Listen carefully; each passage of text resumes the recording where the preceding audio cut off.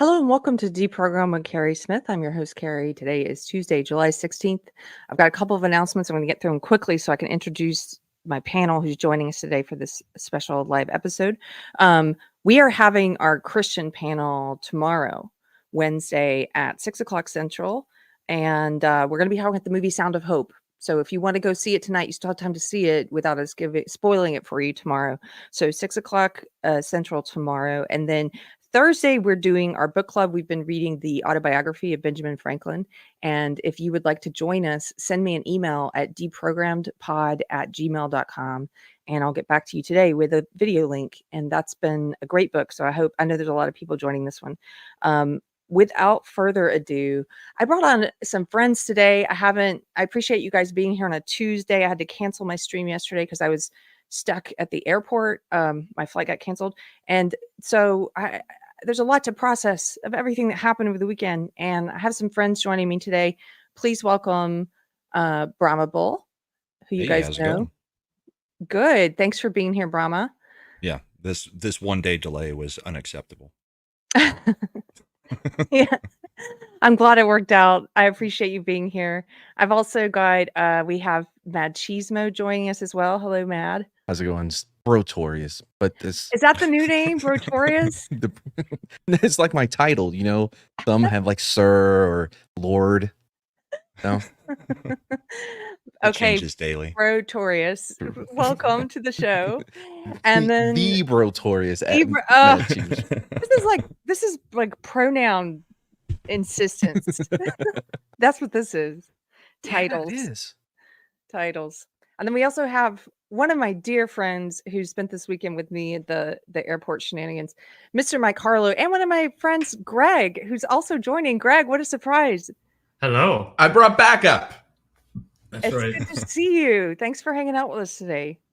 Just in case Spirit Airlines tries any stuff, we have, our pit bull. Oh, let me just say before we get into this heavy topic, the airport. I want to say hi to Eric. That's what I want to say. So my flight got canceled. There were all kinds of things going crazy. Mikey was helping me. There was an old guy whose dad needed to be given a piece of pizza at 6:45 to take with his meds, and the airline wasn't helping him. And so Mikey did that for me because I had to leave and go back through security and then get rebooked. And at one point I was crying, like just sitting on the floor. That was after I left you, Mikey. I was just like, this is too much. And then all of that happened and I got rebooked and I spent the night there. And then yesterday there was more stuff happening.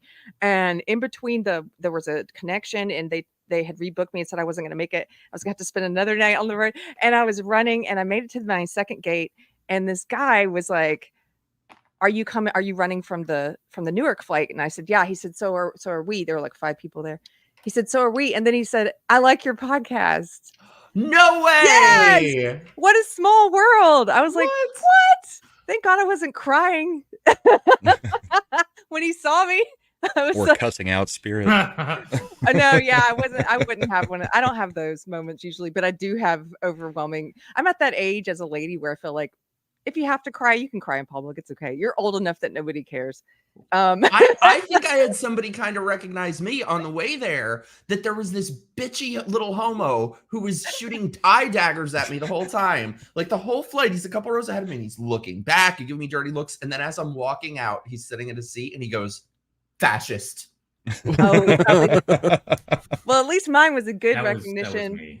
And that never it was like so rare. Actually, it has happened before, but it's always it blows my mind when it happens. And so I wanted to say hello to Eric if you were watching. It was nice to meet you and run through the airport together or following one another. Okay. This weekend, Trump's assassination attempt. I said before we started, there's so much we could talk about. I just want to tell you guys where we were at. Mikey and I were at a wedding, and just because I think a lot of the audience might feel this way too. We were at a wedding. We were hanging out with friends. We had just seen 2 of our friends get married. They had beautiful vows, very sincere and heartfelt vows. And then we're sitting at a table with friends, and we're all talking and sharing, catching each other up on what's going on in our lives. And then Mikey said, you guys, I'm sorry to interrupt, but Trump was just shot.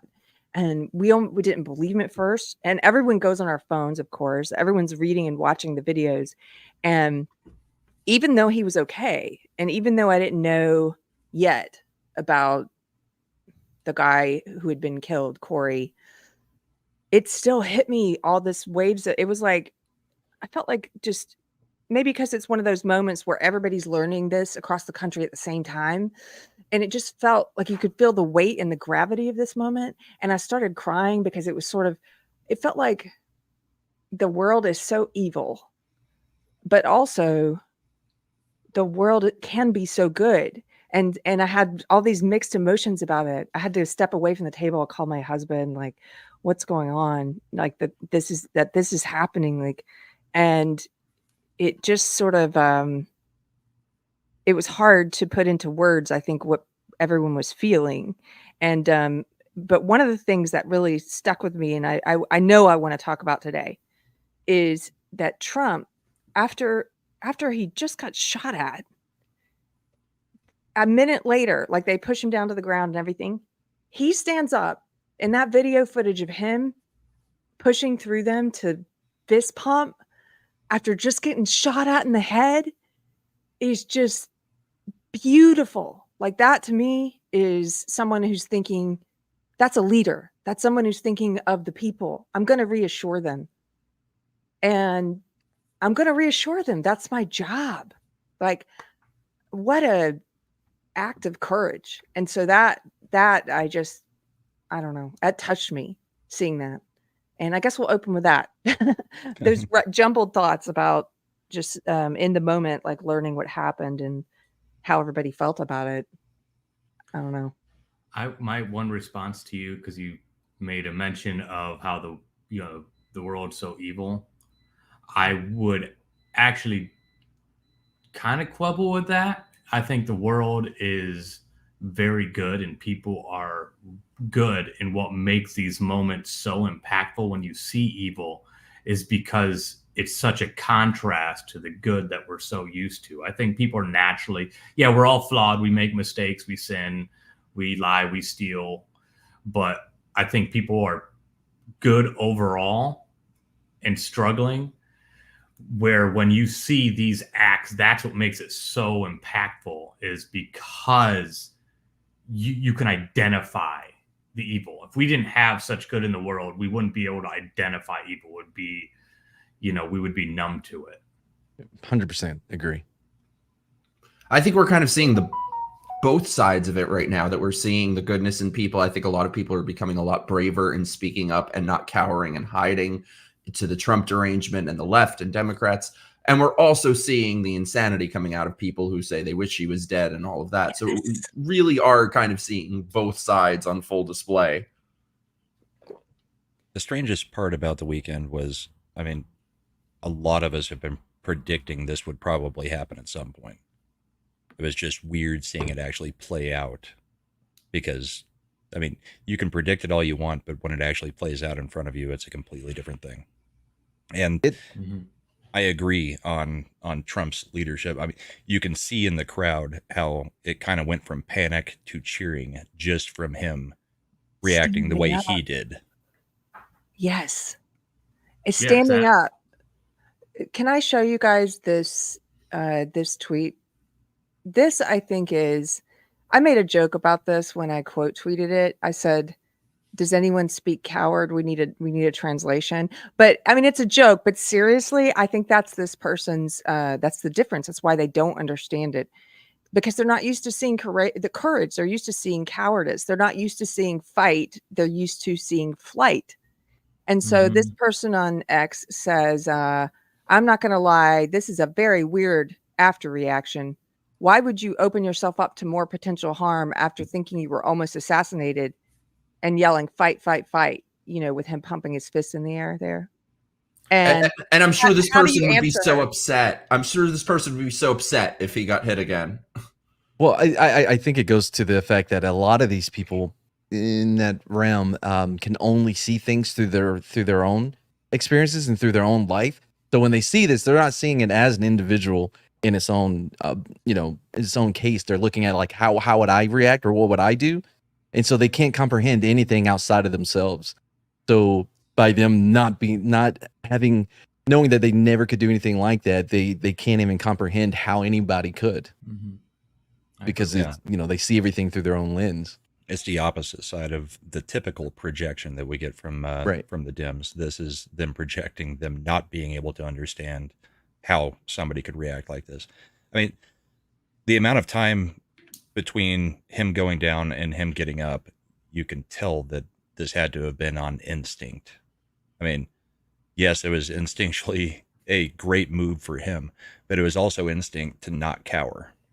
Yes. And Mad can definitely speak to this because he's been in situations like this. But you don't know how you're going to react when bullets start flying at you until it happens. You can think that you're a big guy and nothing's gonna phase you, but until you're in it, yeah, you don't know how you're gonna react.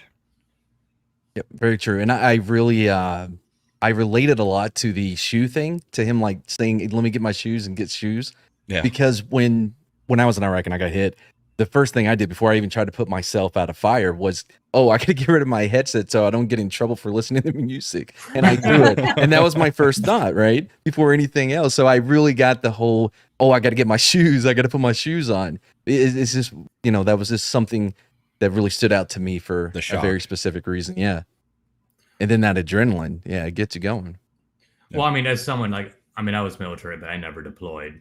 But as somebody that when you're in combat and you're in a situation where you're under fire or you're pinned down and everything seems against you, you need that leadership. When you have your leader that comes up and is like, "I just got hit, doesn't faze me, let's get up, we're going to keep on fighting," that can completely change the whole outcome of the situation, because these things are all mental games. When you're in these situations, if you're mentally in the game, even when you're, the odds are stacked against you, that can be a game changer. And to have that kind of that reaction where he just wants to pump his fist and say, "Fight, fight, fight," that's such a strong emotion that hits people, because I don't know how you show more instinctual leadership than that. Do you guys honestly, now I know none of us are Biden fans here, but setting aside personal bias about him, just trying to be objective at least, do you think that would be a reaction from Biden? I don't think so. I don't think he would pop up and be like, Well, physically, I don't think he could. I don't think he could do that without the bullets. Yeah, I mean, I don't think he could do that after lunch, getting up from the table. Well, but somebody would have to tell him to get up and do that. Yeah, they would have to pick him up. It'd have to be on a card in his hand. Now stand up, raise hand. I don't even mean for it to be mean or whatever, but I don't think he could physically get up from the ground without help. You know what I mean? Yeah. Yeah. Or mentally, even if you were in better physical shape, I don't think. Well, let's say he were younger back, the Biden from 20 or 30 years ago. I just don't know if he has that. This got me started. I started thinking a lot about leadership and courage and instinct, and also about gender and instinct, which I'm about to bring up some of the stuff people have said about female Secret Service agents. But I was just thinking like, gosh, it's so important to have a leader who has that instinctual, that's one of their characteristics, that they have that instinctual leadership role. Like they know I have to do this to the crowd. You don't know if people have that I've seen some of the biggest, most badass people that any day of the week could whoop me, from one end of the field to the other, like no questions That's asked. Just me. But then they get put into a situation like that, they become the biggest babies and the biggest cowards. So, I mean, it's just something that you just don't know if you have it until it happens. Absolutely. 100% correct. Yeah. Our platoon sergeant in charge of all of us, he was out with us the day that we got hit, and he fell apart instantly. He didn't even get out his vehicle. All he did was pull his window down to tell everybody to get in because they're shooting at us, and then put it back up. That's all he did. Yeah. Wow. He wouldn't even get out the vehicle. or we're dragging our brothers to the vehicles, you know. Well, But and you asked about a younger version of Biden. The way Biden talks leads me to believe that no, he wouldn't, because he likes to project, that he's, a strong guy. He said that he would like to take Trump out behind the bleachers and punch him if they were, back in high school. He's done the whole corn pop thing. I don't believe any of it. It's all stories, and people who have to make up stories about how tough they are probably are not going to react. If you have to talk toughly. about how tough you are, you're not tough. Yeah. Yes. same with leadership. If you have to say, "Oh, well, I'm the leader," like, no, you're not. No, you're not, Leo. You're just one of the Ninja Turtles. Calm down. You know. Kind of like Joel. I'm a doctor. Leo was the leader. Yeah, but I'm kidding. You're like, if you have to tell everybody you're a doctor and demand to be called a doctor, you're probably not the doctor that you think you are. We were talking about this exact thing the day before the shooting. I think we were talking about stupid, dumbass Ellen DeGeneres. It's always these people who talk about kindness and being. As soon as somebody tells me how kind they are, I immediately distrust them. Yeah, I'm not nice at all to Mikey, and he loves me. Exactly. Same. I've got this picture pulled up now. This has gone around the internet quite a bit, and there's been some discussion. In fact, Facebook is back to their election 2020 tactics. They just deleted my post about this and said I was engaging in hate speech because I said that women are not as strong as men on average.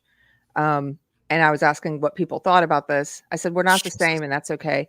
So this picture's gone around, and this is of the Secret Service in the moment it happened, diving to cover Trump. But the female Secret Service woman appears to be hiding or cowering behind them. And there were people pointing out, well, but she did cover him. The picture that I used for the thumbnail art today, for example, you can see her in front of him. But that was a minute or two later when he was standing up and they had neutralized the threat. And to me, unless I'm reading this wrong, unless someone has information that contradicts what this appears to be in the photo, it seems to me that her initial in the spur of the moment instinct was to duck. And that's what I read from this photo. Now, I'm not saying this is always, all men have the opposite. And of course they don't. There are men who are not suited for this either. There are men, as we just said, who do not have that leadership instinct, who do not have that courage instinct when they're in the line of fire. But it does bring to mind, I want to ask you guys the question. Libs of TikTok posted this along with video, which we can watch if we want, of the Secret Service boasting a few months ago about how they are trying to hire. They have a goal of using DEI to hire 30% more female recruits to the Secret Service. And so my question for you is this a wise thing? No. No, there's some jobs that men are just more suited for. I don't doubt that there's probably some women out there that can do an excellent job being Secret Service, but it should be completely based on, do you qualify for the position? Like, do you have the skill set? Do you have the ability and the constitution to be able to handle this? It should never be based, especially when it's talking about the lives of people at stake. It should never be, well, yeah, you're not as good on paper, but you're a female, so we're going to put you in. Right. It's when the standards are changed or lowered to allow. Right. Yeah, these aren't areas for social experiments. This is where meritocracy matters most.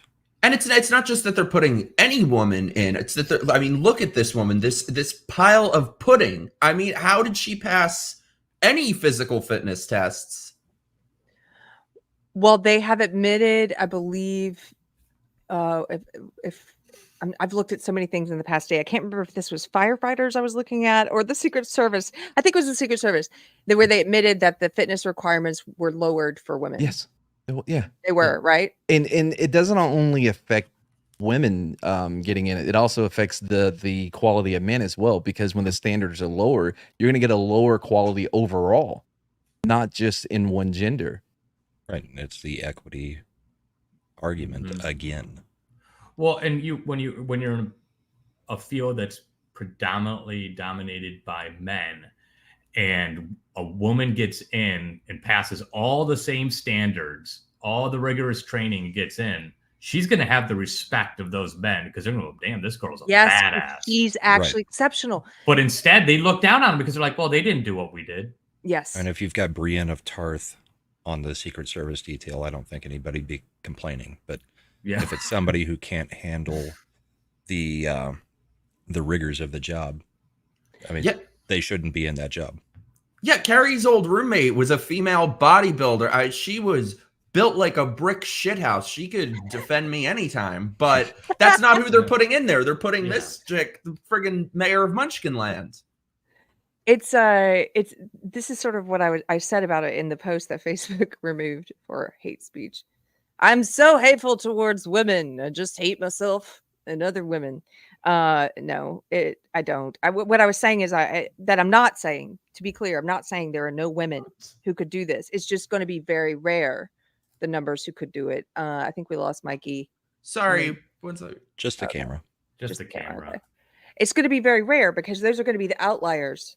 And it's going to be very few women who can pass those standards. Okay. And then when they do, that's good because you can, like as you said, those women, they have the respect of the men because they pass the same standards. They're exceptional. That they deserve to be there. But the problem is, I heard from female veterans yesterday when I posted about this, who were saying it's very few women probably who would ever be in those roles. And the thing about DEI is that then if you're a woman in those roles, now everyone looks at you as if maybe you're one of the people who doesn't deserve to be here. Like there's no respect because because everyone knows they have this initiative to bring in, 30% more women or whatever it is. And so 30 by 30, right? Is that what they say? 30 by 30.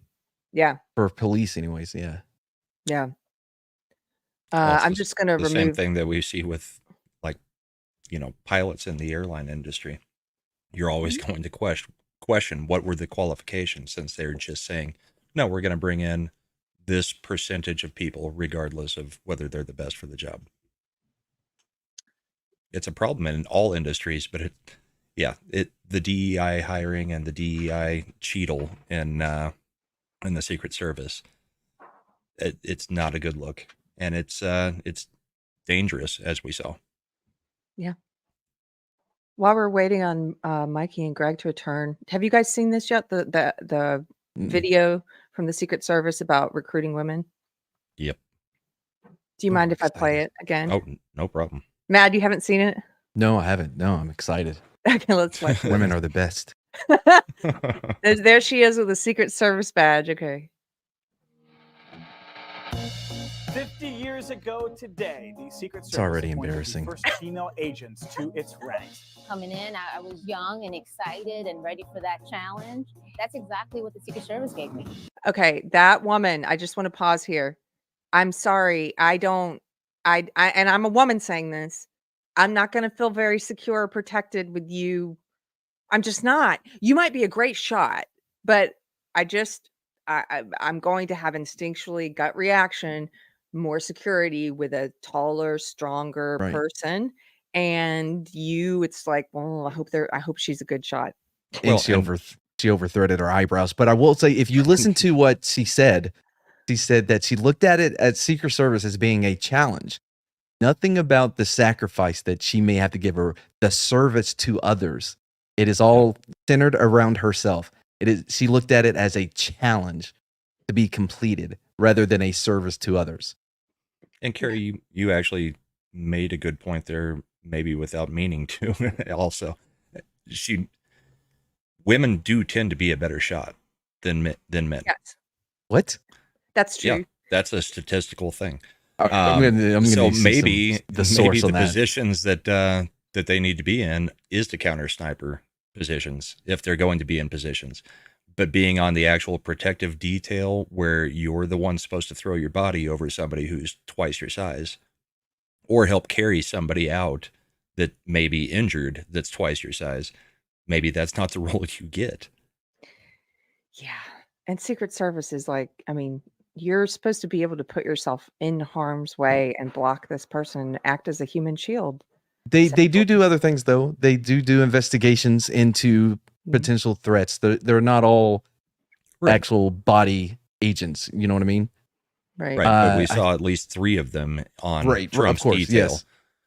But we did have Andy Masterson on last night on Comic Show, and he has a buddy who is in the Secret Service. And what he was telling us was there are completely different details that are assigned, say, to the president, the first lady, and the actual acting president's family versus a former president versus a candidate. So, I mean, there are different protocols depending on what level of security you're supposed to be getting at any time.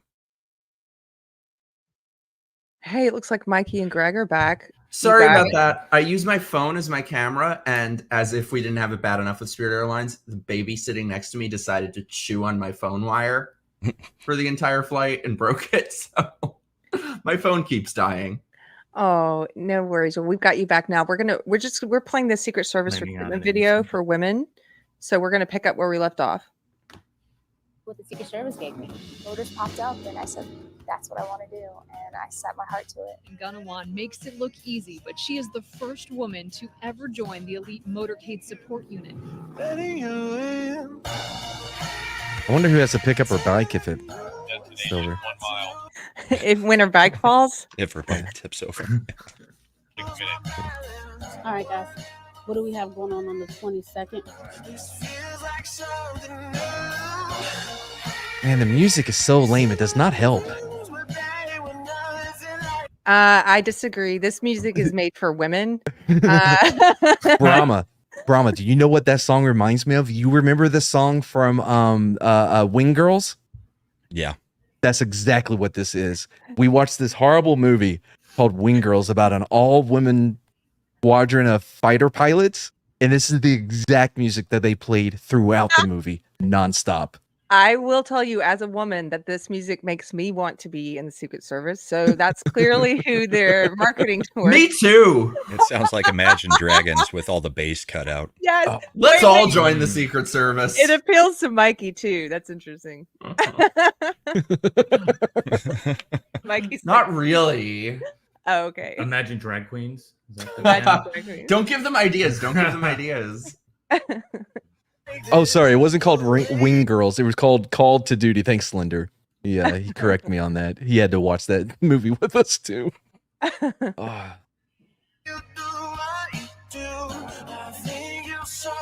The trans community has entered the chat. It is possible to be a mother in the Secret Service. It is possible to obtain promotions through hard work.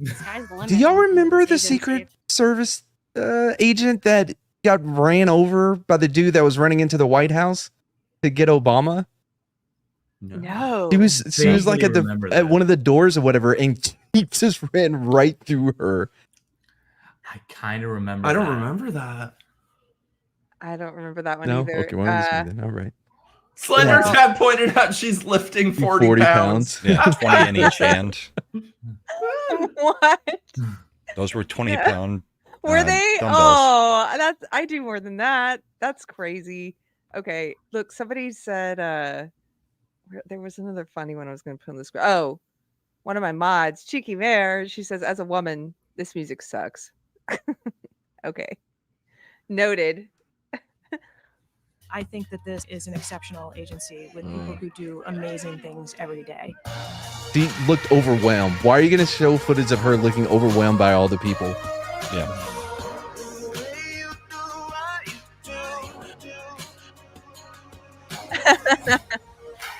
Being a part of history is probably the best part of this job. I feel like See, again, was that a 4-foot guardrail? Oh, Christ. I feel like I am.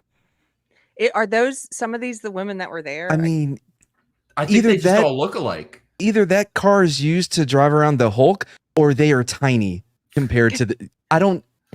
Is that vehicle so large? It makes. That is a very big vehicle, though. I think that's the big. Is it that big though? Yeah, but those. I mean, these chicks look like little chodes. The two on the right look a little LP-ish. I'll say that. I mean, despite its shape, I think it's about the size of a Suburban, height-wise. Yeah, yeah. Well, it's so funny too, the idea of these people trying to protect somebody like Trump, who's, you know, built like a tree. 6'4". Yeah. Yeah. I'm constantly making a difference. She's building and a I can bomb. go home and safely say that I'm leaving my imprint. What did you say? He said I she's didn't hear building it. a bomb. Sometimes I say things in my head and they just come out of my mouth. Hold on, Keri, I'm gonna need a second for What? sorry, the bomb thing. I just had to put it together in my head. It was immediate. The second she came on the screen, he said it. Greg's got some really funny one-liners, and you got to But- keep your ears perked. But again, This is there's why a I've been theme. banned from There's a Facebook many times. there's a theme throughout, and they always say the same things, right? Like, it looked like a challenge. Oh, I'm leaving my mark on history. Oh, when I go home, I can say I did this. It's all centered around themselves rather than others. Me. Yes. And the Secret Service is the most unselfish job you should be doing, because your whole point is to take a bullet in place of someone else. Well, it should be, but just ask JFK how that worked out. Yeah. Yeah, it's you're right though. It's so narcissistic. This whole thing is about it's female empowerment, women empowerment. It's all And feminine language too. yeah, Hard feminist. history. Also, the fact that they keep saying you can be a mom and do this, which I think is just it. We're still trying to sell this lie to women.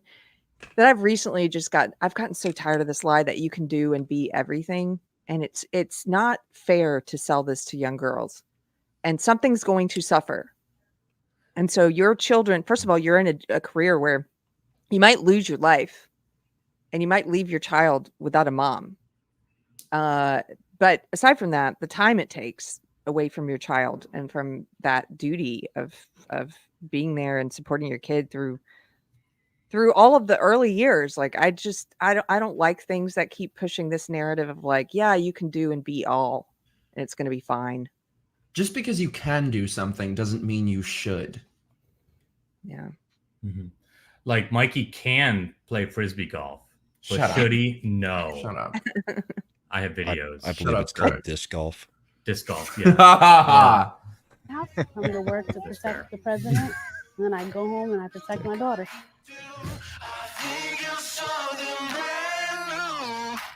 Oh my gosh. And also, again, look, fitness requirements. How big is your butt? Like, I Oh my I God. got some She was junk Latina. in that Let's not be trunk. racist. It's Latin X. Oh But- no, it's Latine. Latine now. They Latwinks. switched it. Latinx or But this is also for men and women. I mean, the fitness requirements have really fallen off. I remember, I used to be in Los Angeles. I was part of a women's a girls gun club, and then also this other gun club where I had my handgun instructor's license with the NRA. So we would have all kinds of newbies come in. But then on the weekend, sometimes we would do specialized classes for police officers and sometimes for security guards at the casinos. And a lot of these guys were they were so overweight that they had trouble pulling their weapon from the holster. They had to pull their belly up first. Now that's not a good idea. Like, that's not a good idea. This is your first weapon, your instrument, your body. And I think all of these roles should have fitness requirements where, you want the best of the best. That's just my opinion. Like, pick the best people, the fittest for the job. For that kind of role, it does matter. well, doesn't it? Yeah. I just have to ask, to Brotorius at Machismo, Thank you as a for using fellow my pronouns. veteran. That's right. Who/ha is that? No, go on. But as a veteran, like when people are screwing up or not making the cut physically or whatever, in the military, we looked down on those people and we gave them shit and we were mad about it. But it seems like in these other positions, like police forces and stuff, they defend you and back you up. I'm like, no, like what happened? I never understood that. Is like they do not hold themselves to a higher standard. Where in the military, everybody held you to a higher standard, because if you're looking bad, you're making us look bad. Yeah, that's why every time a detail would come up, that some 06 or whatever needs a security protection detail. We sent the worst possible people we had to get rid of them. We were hoping that they would get picked to get rid of them. You know what I mean? We weren't mean. Well, okay, we weren't evil. Well, we were appropriately mad at them if they did bring us down in whether it be a physical thing or whatever. If they always were sick and we're having to pull extra duty because they can't, because they're on profile, or they're always going to sick call or whatever. It was a lot more for us to have to pick that slack up. Yep. So, I mean, you either correct it or you need to bounce. You need to go, and they'll find a way to get you out of there. Yep. Well, not at that time. I joined in 04, so they were letting anybody in. He needed bodies, so a lot of people fell through the cracks. Yeah, I joined 03, so about the same time. Yeah. I guess I can join now since they're letting friggin' anybody in. I have a couple of super chats I'm going to read. Randy for $2. Thank you, Randy. Says super chat censors are in overdrive today.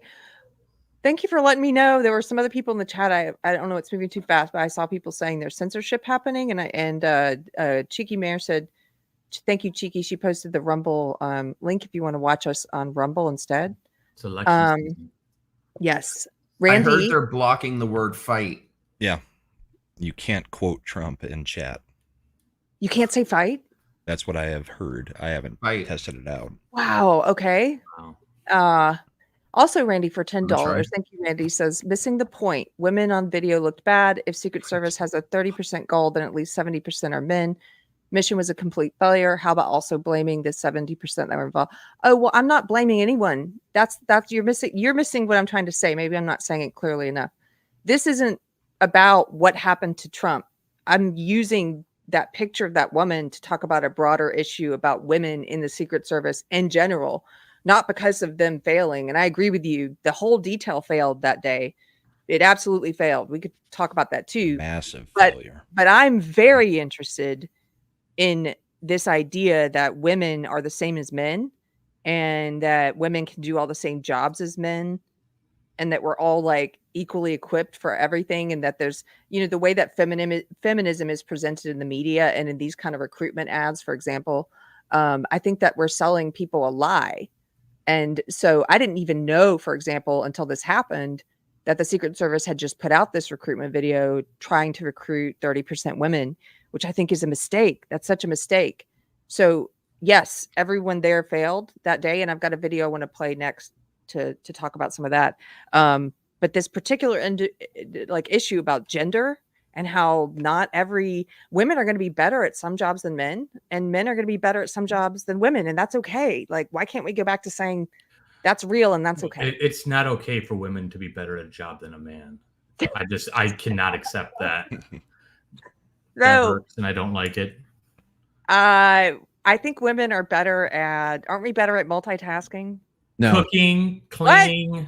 Not cooking. No. I'll take the cooking. No. Taking out the trash. When guys doing that all day over men. When the girlfriend and I are watching a movie, if she looks at her phone just for a second, she's completely lost in what's happening in the movie. Me, I can do both. Well, we're better. His wife falls asleep during the movies. I don't take my wife to the movies because she falls asleep in the first 2 minutes. When women, that's why she sits next to me, so I'll be like making sure she doesn't. When women choose what jobs we do, we often, especially in the very progressive countries like the Scandinavian countries, where you arguably have the most equality and you can choose whatever you want. Women choose jobs in caretaking often. We enjoy, and on surveys, on average, we self-report that we enjoy working with people and animals more than men, and we're probably better at those jobs. And so that's not a bad thing. But to try and force this like percentage of women into certain things, I just think is a bad idea. Yeah, the 30 by 30 is horrible. I hope I made that clear. I hope I was clear in what I was trying to say, Randy. If I wasn't, I apologize. But to your point about everyone failing that day, have you guys seen this video? I want to show this. So, because a lot of people haven't seen this yet. There was a video pieced together one. Mm-hmm. There's a video of this guy took the videos and put them together. Now this is on the left here. This is a standalone video that one of the audience members took where the audience was pointing out the guy on the roof and having to call officers over, and you can clearly see the shooter on the roof before it happens. And then this guy edited it together with footage from the stage, so you can see how this unfolds in real time. Can we watch this? Let's see. I haven't dreamed about this whatsoever. I've been out of the loop on all this, but is it cool if you play this because with YouTube? We did it Saturday. We did it last night. We'll see, I guess. They've supposedly been taking things down, but nothing that I've been on has been taken down yet. Let's go.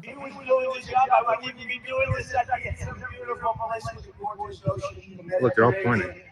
The Atlantic, maybe the Pacific. Yeah, someone's on top of the roof. Look. There he is right there. Right there, see him? He's laying down. You see him? Yeah, he's laying down. And so I'm here with you fighting like hell to get a senator. What's happening? And to make sure we take back the White House, because if we do, we're going to make America better than ever before. We're going to make it. Yeah, look. And it's There he not is. easy, because we have millions and millions of people in our country that shouldn't be here. Dangerous people, criminals. We have criminals. We have drug dealers. We have people that should not be here. Right on the roof. It's much tougher than if it happened. He went right on the roof with that. It's In ridiculous. recorded history, we're the best border. In fact, if they could ever. It's crazy, right? Yeah, well, I mean, something ain't right. Like little Chad said in the chat, there was an officer that reported him 30 minutes. Yeah, they had eyes on him for 30 minutes. 26 Lost. minutes prior, they knew about this guy. Well, and an unarmed cop climbed the ladder, made eye contact with him, and he pointed the rifle at him, and the cop just climbed back down the ladder. He was unarmed. Then the shots What was were he doing fired. unarmed? I don't know. See, I heard that, and I didn't I see didn't know he enough was to unarmed. confirm or whether that was true or not. Like Multiple reports of that. I tend to that one believe now. it, but yeah, it's Because they something did. is weird. They've admitted they had eyes on him as soon as he was even outside the perimeter. They had been watching him. Then they lost because he's carrying sight around of a him. rifle. Yeah. And he doesn't Plus, even have a trench that coat or building- anything. It's that just out. building was the local PD's staging ground. What? Yes. So the local PD was staging from that building. Was it a tin And he roof? managed to get on the roof. What the? Was it a tin roof? I don't know if it was a tin. Because if they're inside, there has to be somebody inside. They didn't hear like, oh, what's going on up on the I mean, roof? I'm not, like I said last night, I'm not really into all the conspiracy theory stuff on it. No. I just think it was a massive, massive failure. It was a massive failure, and this is the latest I saw this morning. Yes. Yeah. The Secret Service chief said that Trump's shooter's sloped roof left unmanned due to safety concerns, and so Safety for concerns for them. yes, so It was sloped. she said the roof was sloped, and that's why they didn't put anyone up there to check it out. Where did they get the Meanwhile, ladder? counter snipers were on a sloped roof. Where did the ladder come from? It's it's attached to the building. Is it attached? Okay, It's I was roof just wondering. access. I feel like in politics, in crime, and in media, nothing happens by accident or by They couldn't remove coincidence, and the you have ladder. all three here. So something feels very off to me in this whole thing. Oh, 100%. A lot feels off to me. I was looking at I was just thinking about the Kennedy assassination and how all these years later they're never going to tell us anything, you know. But like Little Ragamuffin said in the chat, something about imagine if everybody had cell phone cameras back then. All this stuff has come out, you know, the police officer who was warned 30 minutes in advance, all this stuff that they knew there was a guy up there, nothing was happening. But on top of that, this is weird. I'm not making any conspiracy theory allegations. I have no idea. I just know this is weird. Matt Walsh pointed this out, that the shooter, he said, we're supposed to believe that a 20-year-old who was radicalized somewhere to do something like this, had no social media presence, was never online, had never posted anything, didn't have a manifesto, didn't leave anything behind explaining motives or why, like a manifesto, like a lot of shooters and bomb people that bomb and stuff do. Nothing. And then also we're supposed to believe that his phone has a password that the government's best hackers can't crack, so we can't see what's on his phone. And that the way he phrased that just really put it in perspective for me, that this is really strange that there's absolutely nothing about this guy. He's just a ghost. They did get into his phone, so maybe. Yeah, they did finally Yeah. get into his phone. Yeah. Okay. As of the time of that tweet, I don't think they had. No, It was yesterday afternoon that they got into his phone. But I mean, seriously, I mean, they have his body. Almost all phones are using your face or your finger. You have to print now. select that security feature. He could just be that one person that's like, no, I'm going to put in a pin every time instead of just putting my thumb on the screen. I don't let my face open my phone. No, I do the thumbprint. I don't do thumbprint either. No, that's so I easy. I have a 14-character password, and I I have hate that I have it. You enter it every time. Well, I have the thumbprint, and then after See? so many logins, you have to put in the password. Same here. I have my face, and sometimes it sees me without makeup and is like, "Who the fuck is that?"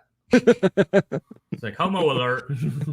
But something is very strange about this, because at the very least, I think, what if there's information about this guy that they don't want us to know, much like the trans shooter in Tennessee who shot up the Christian school.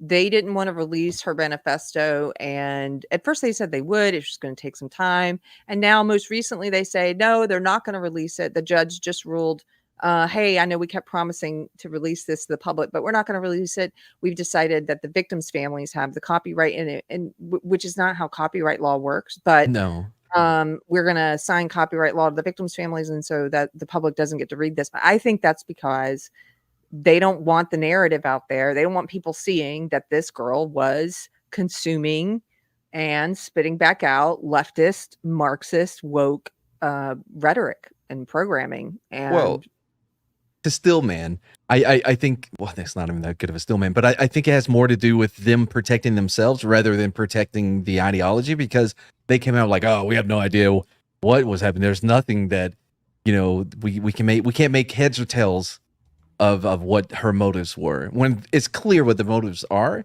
So if it does come out, then you can have everybody like, why didn't you say this? Why did you say it was unclear to begin with? You get what I'm saying?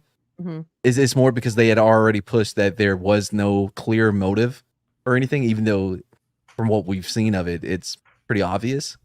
It's more of, covering their own rather than. yeah, but I think definitely Not if sure the though. motive is leftist, they never want to say. That's why they're leaning really hard into the fact that the shooter registered as Republican, even though the state he registered in, there was a big drive, including billboards, trying to get primary. trying to get Democrats to register as Republican and vote in the primary to help influence who they would go up against in the general. So it could have been, but they keep leaning into, that's what I've seen lefties doing, is they're running with that. They're saying he was a Republican, he was a right-wing shooter. It's like, Yeah, but even let's say that was the case and he registered Republican because he was Republican at that time that he registered. But with the leftist rhetoric constantly calling you Nazis and bigots and homophobes and all these things, what's to say he didn't finally snap because he'd been bullied apparently a lot in school and changed and become radicalized that way? I mean, it's their rhetoric is there to radicalize people. So why wouldn't somebody from the right get radicalized to the left? Well, look at the Lincoln Project. There's a Yeah. lot of registered Republicans that are never Trumpers that are just as psycho as some of the people on the And left. children. But that's a different topic. I saw, by the way, speaking of the Lincoln Project, they've been caught. A couple of them have been caught. It's true. Yeah. oh, as yes. PDF Okay. files. At first it went over my head. I get it now. Yes. My subtle jokes. I saw there was a tweet from JD Vance a while ago that said it's a good thing our campaign office is 20 feet near a school. It'll keep the Lincoln Project people away. They're not allowed near. What do you guys think about him? I like him. I have no opinion. JD Vance. Oh. He's assassination attempt insurance. They So- hate him Bernie far Mac. more than they hate Trump. Like Bernie Mac was for Chris Rock and Head of State. Yeah. That's him. Yep. Yeah. So for Well, just look at the people- way the left's acting and attacking him. Well, they do this every time. Everyone's going to be, Yeah, he's but- even worse than the last Yeah. guy. But like Rupert Murdoch was apparently like calling Trump like multiple times a day, trying to get him to go for Burgum. Like he was adamant, do not get Vance, do not get Vance. I can't believe Burgum was even under consideration. I refuse to believe that. Don't think he ever actually was. Yeah. I don't know a whole lot about JD Vance. I really wanted Tulsi or Vivek, but I suppose this is the next best thing. I don't know a whole lot about him, so I don't really have strong feelings From the other. The little I've seen, he seems very smart. He has a good look at about him. He looks official. You're like, oh, that dude pays his taxes. You know what I mean? He has that look. Well, better than Vance. Vance's background, he grew up dirt poor and abused. I mean, he's the guy who wrote the book Hillbilly Elegy, which the movie was based on in 2016. He joined the Marines. He served in the Marines for a while. Then he came back, went to law school. His roommate was actually Vivek. And they are both kind of acolytes of, what's his name, Teal. So he's going to bring in the tech bro money to, Trump's campaign. I mean, Elon's already pledged, what, $45 million a month for the rest of this campaign season. Vance is very good on 2A. He's very good on abortion, and he's very good on foreign policy. He absolutely does not give a crap about the Ukraine-Russia thing right now. So you're not going to have him trying to send money over there. And my personal prediction, and it started to already be kind of mentioned last night on Twitter, is so Vivek is from Columbus, still has a huge mansion there. So Vance is the senator from Ohio. So you appoint him VP. Vivek can then go in and be appointed as the replacement for his Senate seat. You can get Vivek some more experience in actual, government instead of just being a businessman. And then you've got the next 8 years kind of planned out. But DeWine, what I heard is DeWine would never appoint Vivek. We'll see. There's going to be a lot of pressure on him if Trump wants it. So I what I like about Vance, and I need to read more too, but I like, his story was similar. He sort of switched his position on a lot of things. Hillbilly Elegy, I remember at the time, a lot of people on the left loved it. They were like, oh, I think I finally get what you're talking about some of the things that are happening to the white working class. And I used to be in that woke cult. I've gone 180 on a lot of issues, but a couple of them, just a couple, gave me pause. In 2020, he was in favor of lockdowns and mask mandates. He has since he learned, according to him, from the evidence of the effectiveness of this, and he changed his positions. He ended up deleting a lot of those tweets. They have been archived, but originally he was in favor of lockdowns. That kind of makes me go, ugh. But he changed his mind on it, and he ended up coming out hard against it. He's also come out hard against a lot of the woke indoctrination. He's very vocal about, he introduced a bill to ban, surgically and medically mutilating kids, which is great. He also seems to speak very plainly. Like a lot of times people, if his story and his transformation is true, which I feel like it is, until he gives me a reason to doubt it, I feel like it's true. A lot of times those people who've left the left, we become some of the most hardcore, like Mikey knows, going after that cult because we were in it and because we know how evil it was. And so Vance has become one of the more extreme MAGA voices. Hardcore, right? Like he talks about the importance of family. He gets it. He gets that. Like the family is the building block for society. And well, one of his best quotes was he was talking about how we're governed right now. And he was like, right now we're basically governed under the Democrats by a whole bunch of crazy cat ladies.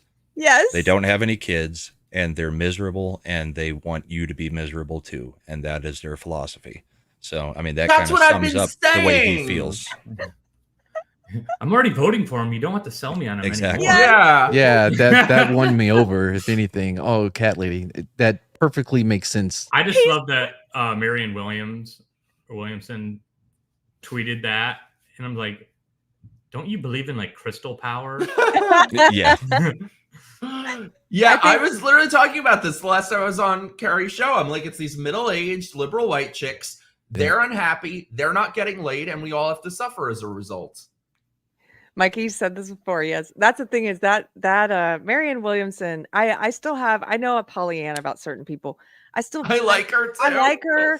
I think she's a nice lady. I don't think she's like a mean-spirited. I like person. her. She's just She's dumb. not She's like a mean-spirited. crazy aunt. She's just very, very, very, very, very misguided, and like one of those kind of people that I hope if she ever woke up, she would be a great force against that cult if she ever woke up. But she's in that cult, and I think it kind of it probably hit close to home for her that way he was saying. Yeah, So. being a Maybe crazy we should give her cat lady. some like MAGA crystals. Whoa, really? Have you ever dated a hippie before? Man, one. That's all I need. Yes. One. Crystals are not used as deodorant. I don't know what. I never got. I have some friends that are all into that, and I was like, crystals look cool. Yeah. That's about it for me. Wait, I did date a hippie, and he's trans now. Of Oh, course. you turned somebody trans. That's how bad you are, Mike. But she tried to get me to use her homemade toothpaste. I'm like, no, give me the chemicals. I'm not trusting whatever you made in your bathtub. No. I don't Find me something with aluminum in it. Yeah. No, I like Marianne Williamson because I love crazy people, and she is out of her tree. Okay, I've got another video I wanted to show you guys. If my sound works, I got one of those notices where sometimes my sound stops working. I got to figure it out. Can you hear this? I think what happened on Saturday. Yeah. Yes. Okay. So this is a video of Tucker Carlson, and he's talking about a spiritual war. And I just want to get your thoughts on it after we play it. This is about less than a minute. I think what happened on Saturday, the assassination attempt against President Trump, reminded a lot of people this, or awakened a lot of people to this. There is a spiritual battle underway. There is no logical way to understand what we're seeing now in temporal terms. You just can't. These are not political divides. There are forces, and they're very obvious now, they've decided for whatever reason to take off the mask, whose only goal is chaos, violence, destruction. And there are the rest of us who, once again, are not always certain we're right, but we know that that's bad, and we're against that. Sort of standing watching, thinking, is someone going to explain to me why this is politics? This is not politics at all. This is much deeper and older and more recognizable than that. This has been going on since the beginning of time. What do you guys think of that? Completely true. I said Saturday, divine intervention. Dang, I'll be the a-hole here. Yeah, no, I don't think it's helpful to put it in those terms, because there are political things that can happen to turn the tide that need to be focused on. If you're focused on this supernatural type of a battle between good and evil, then you're likely to miss opportunities to make real changes that are palatable, that can be seen, that can be felt, that can be actually put into place. Does it? You know what I mean? That's a good point. Because if you look at their goals, right? You're talking about this Marxist anti-capitalism ideas that are saying that it can't be identified as a political divide. I feel is not very accurate, because you can clearly identify political motivations to why people are saying what they're saying and doing what they're doing, and the policies that they're trying to put into place. Do you think, Mads? Oh, and thank you. I'm glad you're disagreeing, because that makes this more interesting for me. Use your pronouns. I'm sure chat's gonna love me. I'm sorry, Mr. Brotorius. No, Matt's fine. Please. No, the further along, I guess I'll say it, since I've been a Christian, and I've been trying to follow what I think is God's path. Like that lately I've become almost like a Christian Marianne Williamson. I'm sure to some people they would be like, what a hippy dippy. I don't want to talk to her, because like in my conversations with my friends, and Mikey can attest to this, not as much on camera, but with my friends, I've started to see things much more simply. in terms of dark and light, and I've started to see. I understand what you're saying, but I also think what Tucker is saying is that it's sort of about the Bible verse about principalities. Like there's larger, more spiritual forces at play here, and this can also be viewed in that light, in that we are in the middle of a war between good and evil, and yes, it manifests itself in political ways. Does that make sense, or is it not useful? Should I just keep that private with friends, the hippy dippy It's stuff? whether you believe in the overarching narrative throughout history being a fight, a spiritual fight as well as political. So, Well, I don't think you should just keep that between friends, even if I might not necessarily fully agree with it. I think those are thoughts that should be put out in the zeitgeist to have a discussion about. I'm agnostic. I believe there's a God. I think it's far more rational to believe in a God than not, in my mind. I just don't know necessarily what that is. I try to live in a Christian lifestyle because I think that's the right way to live. I just think it's good and evil in the sense that it's the temptations of man and like what hatred, especially the power of like hatred. And I've experienced that firsthand. I deal with it like every day in my life with depression and stress. And you want to focus that and target into something, and that's hatred. And hatred will absolutely eat you alive, make you do completely irrational things.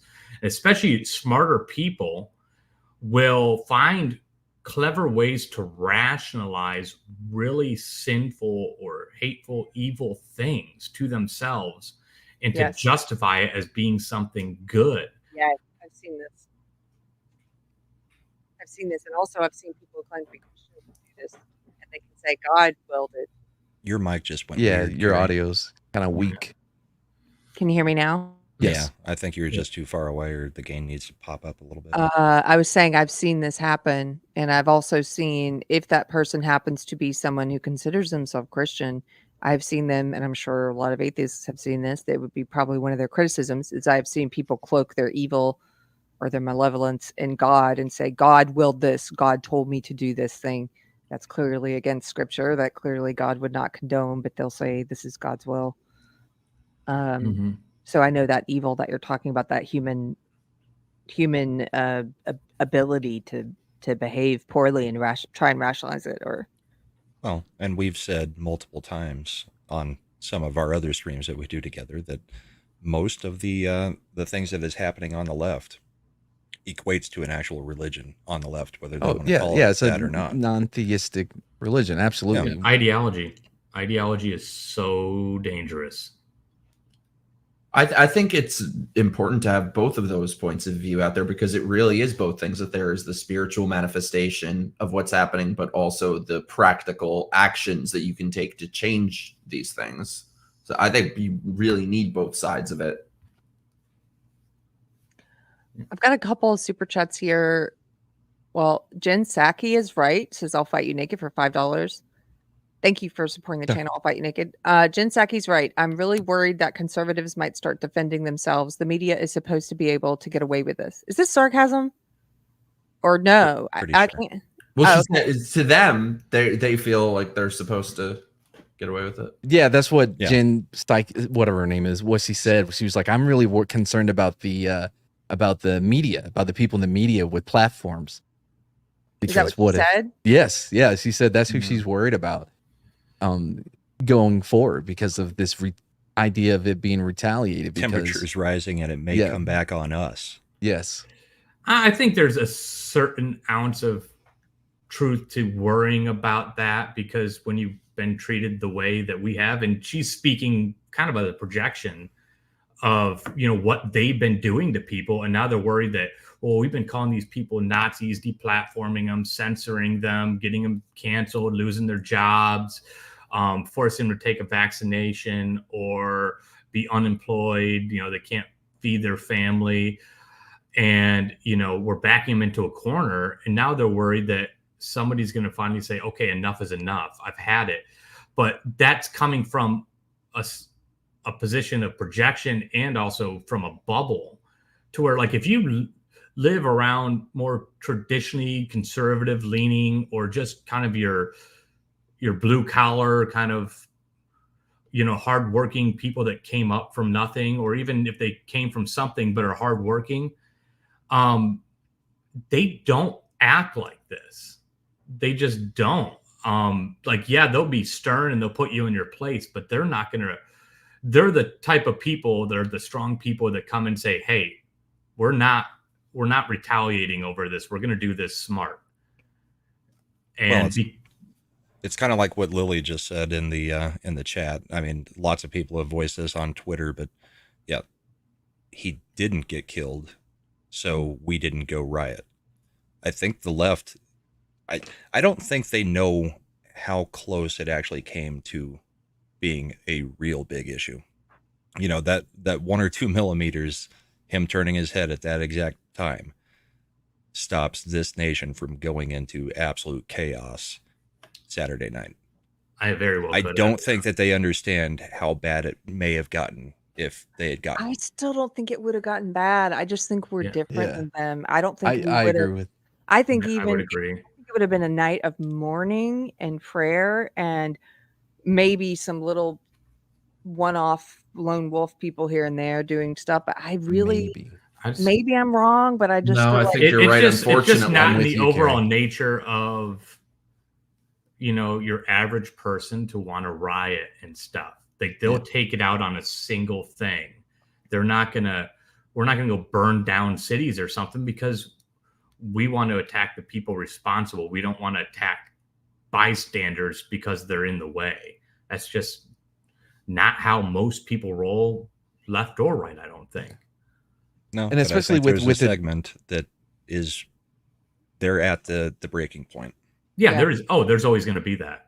Right. Yeah. And they've never shown up, by the way. That's their lies about January 6th and stuff. It's like, nobody rioted. Nobody brought weapons. What are you talking about that you want to see? Like, conservatives have weapons, but they also have a lot of restraint. And that's what really is pissing off the left about this. They basically lost their January 6th talking point from Saturday. Yeah. Somebody still tried to play that with me. Mikey saw it. Somebody in my comments, after this happened, somebody just tried to kill the president, and they killed an innocent bystander.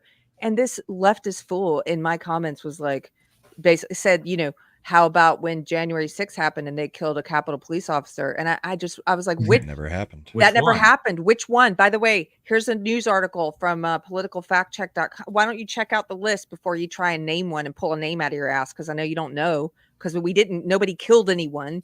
And somebody did. Yeah, but he never answered. No, they killed a citizen.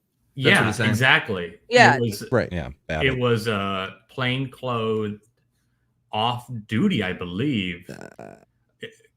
I don't Capitol think he was off duty, was he? He was plainclothes. I think he was.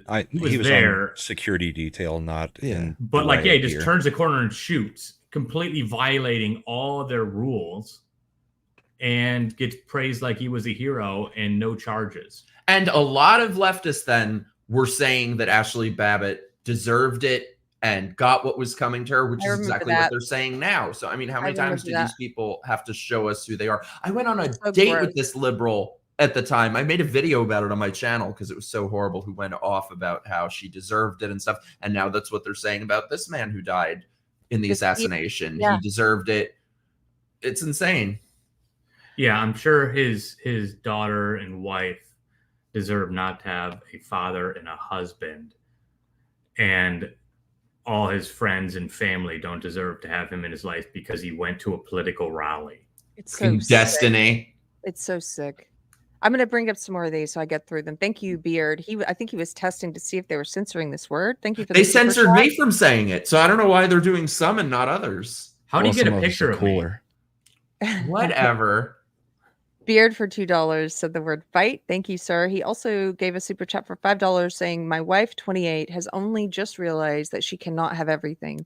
It would have been nice for my sanity if she had realized that sooner. I'm so tired. Here's the thing, Beard. I sympathize with you and your wife because that, again, I think this is a lie that we have sold young women. We sold women as old as me, Gen X, got sold this lie, and it's only gotten stronger. This lie's gotten bigger and stronger since then. And so young girls today are getting a really souped up version of this lie that says there's no difference between you and a man. You should have the same interests. You should have the same abilities. And also you should be able to do everything and have a career and also have kids. And neither one is going to suffer while you do that. And it's just this, and you can delay fertility forever, which is not true. All of these things that young women are being taught. So, hey, you know what? Thank God she woke up in her 20s. Yeah. And not her 30s or 40s or 50s or 60s, like the creator of Sex and the City.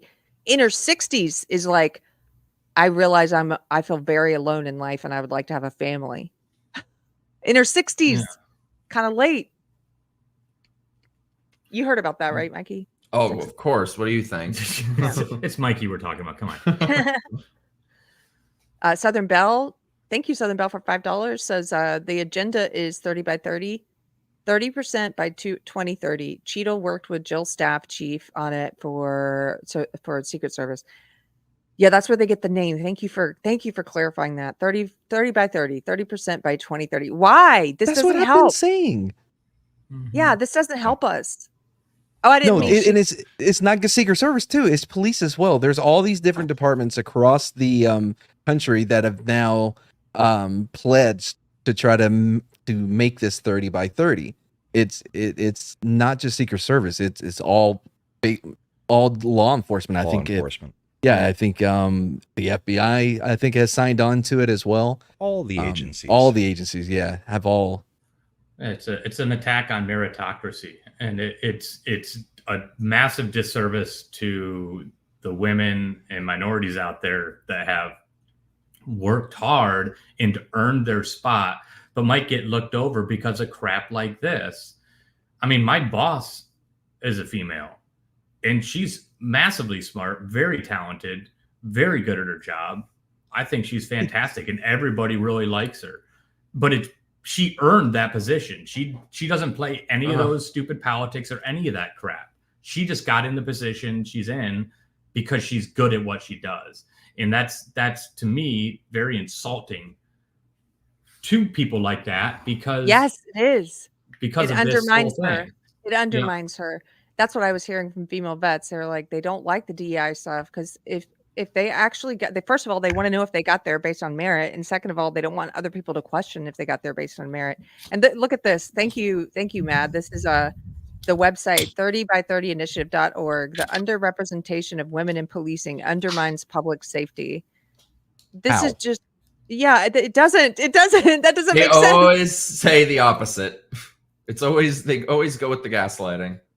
I was a cop for 8 years. I worked with some great female officers that really knew their shit and really was capable of doing the job at a high level. I also worked with some that were a danger and a liability whenever they were out with us. Mm-hmm. They can't answer this question, Therese from my minds. How's public safety affected by less women? They have to say because it, right? representation matters. Well, here's why. They say research suggests that women officers use less force. And Exactly. And less excessive force. Because they're 5'2" and 100 pounds. That's the opposite, though. They normally will. No, I don't think that's right at all. I'm pretty sure that they will jump to either taser, gun, what have you, whatever they have, because they can't physically engage with someone. Yeah, that's what we've seen in multiple videos across the internet. Woman feels threatened, woman automatically pulls gun, on very non-threatening situation. Wow, that's what all the guys in the chat are saying. That's a lie. No, they don't use less excessive force. Yeah, that's insane. Sure, which kind? Whichever. Okay, let me remove this. And then I last one, I think, or two more. Michael Collier, thank you for the super chat. Michael for $4.99 says Keri doesn't use facial recognition because flip phones don't have that feature. It's my BlackBerry. And you're right, it doesn't. Wait, a BlackBerry? I'm joking. I was about to say that's not much better admitting that on the internet. Took me a long time to get off the I BlackBerry. had I was multiple like, Blackberries. I did too. I had a BlackBerry. What was it? The click one? Well, it had a click sound.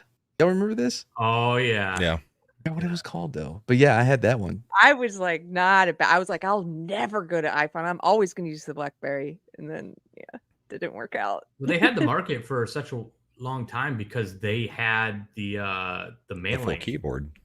Yeah, they had the keyboard and they had that protocol that they had developed. Yeah. And once internet got on phones and you could use like POP and SMTP and all that you could You could have your email pushed to anything instead of just pushing to BlackBerry. Yeah, and you didn't need this keyboard and you had touch screens and stuff.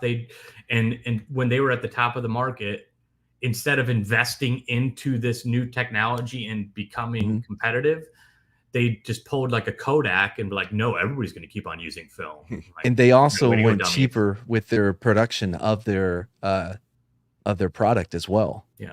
That and there the was- litigations. That's yeah. what they used to call them instead of research in motion, litigation in motion.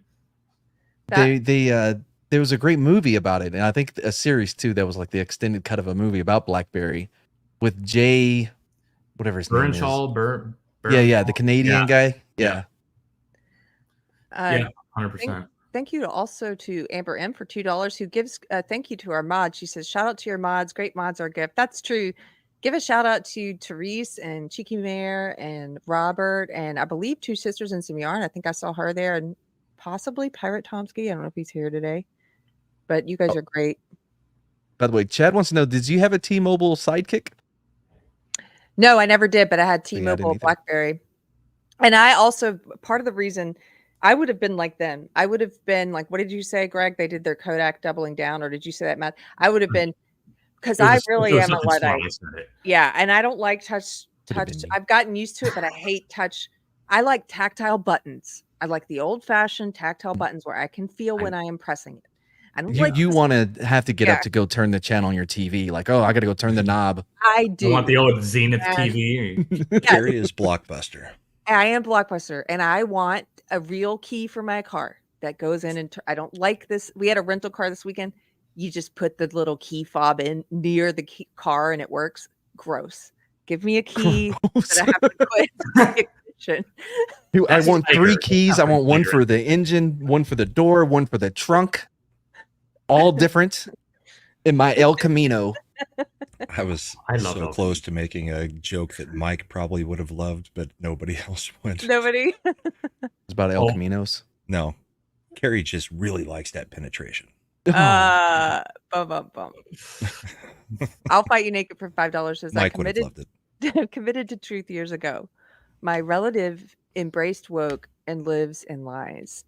My life is worth every hardship. My kid is now 1 and the wokey is in a hell.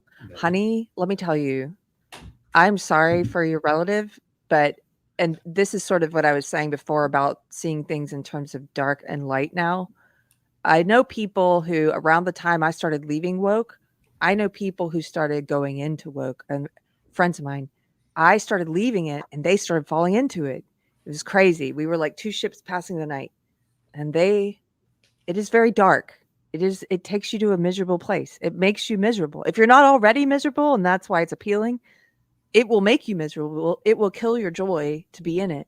So I'm happy for you that you went the opposite way. Yeah, I've seen people that have gone that direction and they used to be so happy. Like some of the best people you wanted to be around. They just always made you smile and brought up your spirits.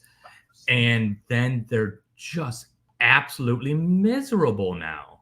It and robs blaming them. everything on all their issues on somebody else. And Robs it's like, them of you that can't be around joy. them. You can't be. It's like contagious. Mhm. And then last one, Andrew Joyner for £2. Thank you. 2 lira. I'm kidding. £2. Thank you, Andrew Joyner. Good to see you. I wanted to show this. Do you guys have time for me to show another video? Yeah. For you, Keri? Okay. Let me look. Yeah. Well, my lunch hour ended 45 minutes ago. Okay. Well, and then we'll wrap it up. I'm fine. So Yeah, he this doesn't Phone hasn't really rang work. yet. This is since you were mentioning Jen Psaki, and I didn't know she had made those comments. This was footage from the rally of it says it's from Ollie London shared this. He said moments after shots were fired at President Trump during his Pennsylvania rally, several attendees pointed at the assembled media and their cameras and shouted, "This is your fault." Yeah.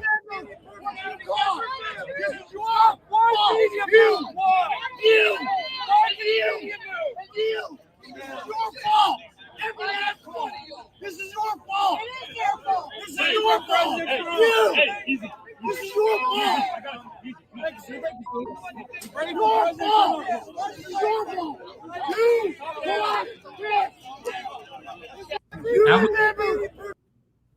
I would note that clearly the guy's very upset, but you can notice when the police are trying to like move him away as potential, like, hey, this guy's hot, you know, let's move on. He moves on. He doesn't fight back against the cops or push. Yep. He just keeps on moving along. Also, good for him. I agree with him. The media is a big part of the problem. They are the ones raising the temperature. These people on the right who are saying, oh, let's not blame anyone, and it was just one individual. No, you are weak. You are weak, and this is why we lose. There has never been a better time to hold them accountable and make them look at the monsters that they have created with their lies and propaganda for years now. I mean, the left is always ready to blame people, and we could use a little bit of that. Yeah, they're blaming Trump, saying it's his fault. Like, oh, well. Martha Raddatz coming out. Well, Trump uses very inflammatory language all the time. Oh my gosh. They call him Hitler. They call him a fascist. They say he's going to destroy democracy. They tell lies election about him. So many lies that they know are lies, like his very fine people's like, oh, he said white nationalists are very fine people. No, he never did. I've covered that before. The bloodbath one. The bloodbath one. They're liars, and they cause this. And then when this happens, they don't take any responsibility for all of the numerous propaganda pieces they've done, the magazine covers they've done where they portray him as a KKK person or as Hitler, or, you know, they created this crazy, hostile, dishonest, extremist environment. They created this. But Keri, but in 7 years later, they will come out and correct themselves. Sometimes. Yeah. On requesting for amnesty about the COVID takes and stuff. Here's your amnesty. Oh gosh, this is why I'm completely fine with the current campaign that Libs of TikTok is on, because they're finally getting a taste of what they've been doing to us. This is what they've been doing. This is the cover of the New Republic, American fascism, what it would look like. They have Trump with a little Hitler mustache. The Washington Post opinion. Yes, it's okay to compare Trump to Hitler. Don't let me stop you. I mean, that was as recently as December. There's tons of these articles like this, these covers, and they don't care. Like, they did this. Mm-hmm. And Keri, we were together when we found out about the shooting. Was anyone surprised? The only thing, maybe at the timing, the only thing that I'm surprised by is that it took this long. Because, like I said, these are the monsters that they've created. If you were led to believe that you are living amongst the second coming of Hitler, you would be morally just to try and assassinate him. Yeah, if you got the chance to take out Hitler. Yeah. Seth Dillon's been from the Babylon Bee. He's been doing a good job pointing that out, I think, and Joel Berry. And they're both sort of saying, you know, all these people, all these politicians and celebrities and media who've been telling us for how many years now that 8 years now that Trump is Hitler. Why would you wish best speedy recovery to Hitler? Because now they're saying speedy recovery. And it's a great point, because they don't actually, I'll say this to any leftists who might be watching. The people who are telling you this are lying to you. They don't believe it. That's why they are wishing him a speedy recovery, because they know he's not those things, but they want you to believe it. And they want crazy people like that shooter to believe it. They want to gaslight you and lie to you. They want you to really think he's going to destroy democracy, but they don't believe it. They're liars. They do it to themselves, to each other as well. Remember Kamala, I was that girl on the bus or whatever it was against Joe, right? And she just painted him as this racist, this old, racist guy. And then, yeah, I'll be your VP. I'll be your VP. Cool like that. I think even after the debate, they were like, it's a debate. This is what you do, right? It's a campaign. It's an election. So this is what you do, right? You call someone Hitler. Climate change. You know, the ocean's going to rise. Obama's buy a $40 million mansion on the coast. Yup.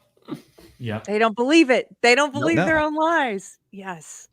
But the people that listen to them and trust them do. That's the real sad part. I used to believe everything they said. I believed, and you know what? This hysteria, this was happening. It's only that it's escalated. If you think about it, Trump, why would they say Trump is like Hitler going to destroy democracy? Take yourself out for a second, especially if you're on the left and you're watching.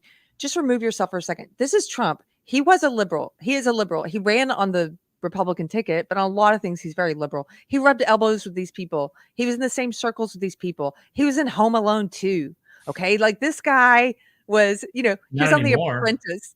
He was on The Apprentice. Like he's like, for them to say that to you, that and you believe it. Why? Remind yourself, take yourself back to when W was in office. You know what we were saying about W? The same thing. And I believed it. I believed W was the second coming of Hitler. I believed it. And now what's the Dem establishment do? Now they love W. Why? Because they have to use him to portray, oh no, we were wrong about W. Now it's this guy. He's Hitler. And you know what they're going to do after Trump? The next guy. They're going to say he is. They started with DeSantis. Remember when DeSantis, they were like, oh, he could be even worse than Trump because he can speak English or whatever. I forgot what they said, but like, you know what I mean? Because he's politically smarter. So, and has the same ideas. He would be worse. Oh, he's not. Well, he's not that bad. But anyway, back to Trump. Well, I mean, I'm going to repost it when we're done with the show, but I had gone through and looked at every Republican to run for office from maybe 1960 on. You can find the media and Democrats saying that they're the next Hitler. Yeah, look at Romney. I was about to bring put y'all back the most in chains. milquetoast piece of crap Republican, and he's Hitler. Romney. It doesn't matter who it is. Look at what they're saying about JD Vance now. They're like, oh my gosh, he picked someone worse than Hitler. Yeah. Hakeem Jeffries coming out yesterday as the minority leader saying, well, this obviously isn't going to unite the country. It's like, so it was supposed to be Kinzinger or Cheney? I mean, those were the acceptable choices to you Democrats? Why do we care what you think? Yeah, to them, unite means but even capitulate. Say he would never would, but say he picked Cheney, they would instantly go right against her. Yep. And flip on her. Then they would use the line that is absolutely hilarious. They would then say that she's hypocritical. Yep. That which all leftists are. I've got a $20 super chat here. Hey, from Sage. Thank you, I love Sage. Sage. She says, as a nation, we haven't had real masculine leadership in so long that when it shows up, our cluster B society thinks it's, quote, literally Hitler, while simultaneously believing the mommy tone state is revolutionary freedom. Wow. Woo! Yes, I agree. Nail on the head. I agree. Except your picture's upside down, Sage. Sage, the mommy tone state, there's so many examples, but the first one that comes to mind is during Pride Month when the White House Twitter account put out a tweet saying to trans people, we love you, we see you, you belong. And that's we like, acknowledge you. We see that. Gross. We love you. We see your dick in that dress. What? We see your balls.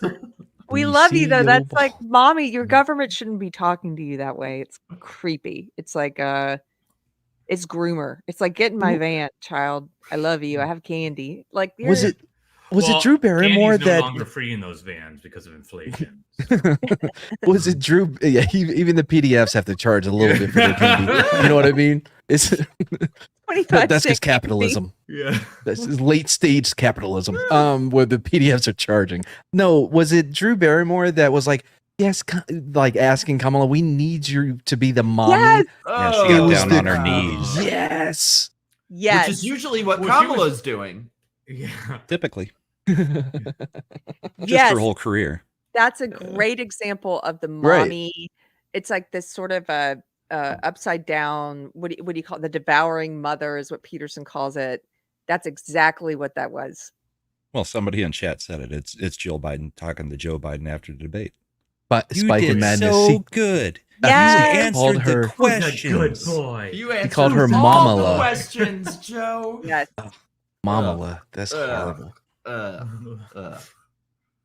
Okay. Should we play that real quick, or do we have to go? Let's play it. Okay. But if you have to go, Be assertive, Keri. Be a man. I'm gonna be assertive. I'm just saying what we're doing here. This was so cringe. And I've never played it on this show. This is I'm glad you found the near 7-minute clip. No. Let's get to No, some of these people deserve it. They've been mean to people. I'm looking at you. I have such an investment in this question because I too am in a beautiful dynamic.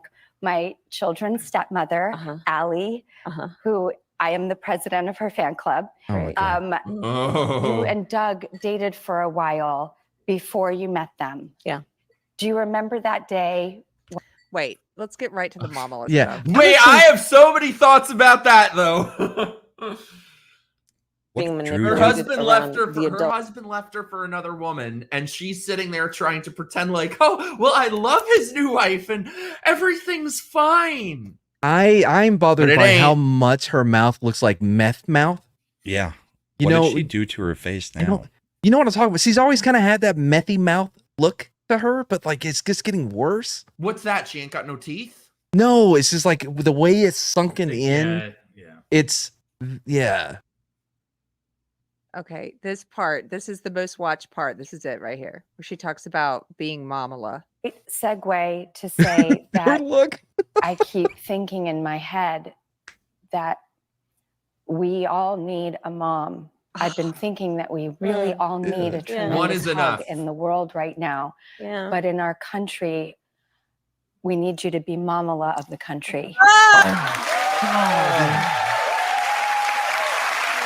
Oh, look at all the cat ladies and this is just this is like women. This is a female gone wrong. This is toxic femininity is what this is.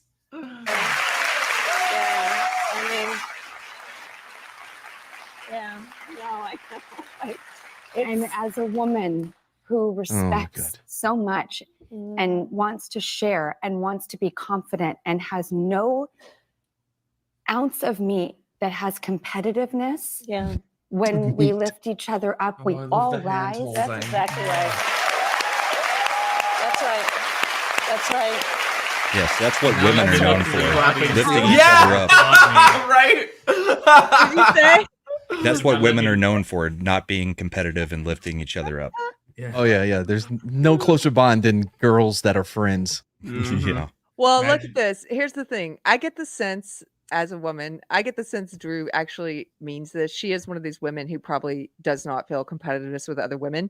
But what I get the sense from Kamala is that's not true for Kamala. Look at that face. Yeah. That face says it all. And Kamala's like nodding her head, but she really doesn't understand what Drew's on about. Actually, Kamala's looking at Drew right now and thinking like, I could make lunch of you. I could use you very well. Like she's like basically Predator looking at hey, dumb Pollyanna over here who just trusts thinks I'm good natured like she is. Let me use her. Like that's that look there. 100%. Yes. Yeah. She's like, girl, I would swallow you up. Yeah. Like I will use you and spit you out. Like I swallowed up the mayor of San Francisco under the desk. No. You're welcome for that one, Mike, though. Set it up for me. Yeah. That's right. That's right. However, we need a great protector. Yeah. Well, part of it is I think that sadly over the last many years, there's been this kind of perverse approach to what strength looks like, which is to suggest that the measure of one's strength is based on who you beat down. Instead of what we know, the true measure of your strength is based on who you lift up. Yes. Right? Yes. And such an empty nothing. If you ever just want some indication. Yeah. She doesn't even believe that. She doesn't believe what she's saying. No. Because she beat down so many people to get here. Yeah. Individual power. See what you can do to help other people in need. And it could be just a simple act. Yes. Including just Why does he have these shoulder pads on like it's 1984? To how people are feeling and to sincerely sincerely You would have crushed have it on some Dynasty. interest and care and concern about their well-being. Or didn't she have, like, when she was in California, all of these convictions that were questionable, and she didn't care about them, and the people that were Yeah. convicted, and it's like, Even after they were exonerated, or the evidence proving that they didn't do it, she wouldn't let them out of prison or off death row. Yeah. So Yeah, no, it's like get all the black people, put them in jail over minor drug offenses to the max. Somebody has to fight the fires. Yeah. And it just goes to show what a superficial ideology this is, that they don't care if they don't care about your action. It's like they always use this phrase, it's not a good look, which I think is very telling. yes. They only care about how things look. They don't care about a person's actions or character, as long as you wear the right outfit and fulfill the aesthetic of compassion. You don't have to actually do anything compassionate. Come on, Mike. That was not the right outfit. That scarf. Well, for those these pads. cat ladies, no, but these cat ladies Oh. eat it up. You see them clapping like beetles. She needs a man to start dressing her. I'm just saying. Just- Mikey needs a man to start dressing. I do. Okay.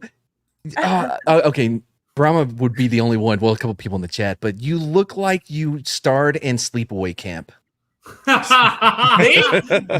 Thank you. Yes. Oh my god. Okay, can I tell you? One of my followers owns a business where she makes clothes for movies, and she Right. sent me this. It's Johnny Depp's shirt from Nightmare on Elm Street. And Dude.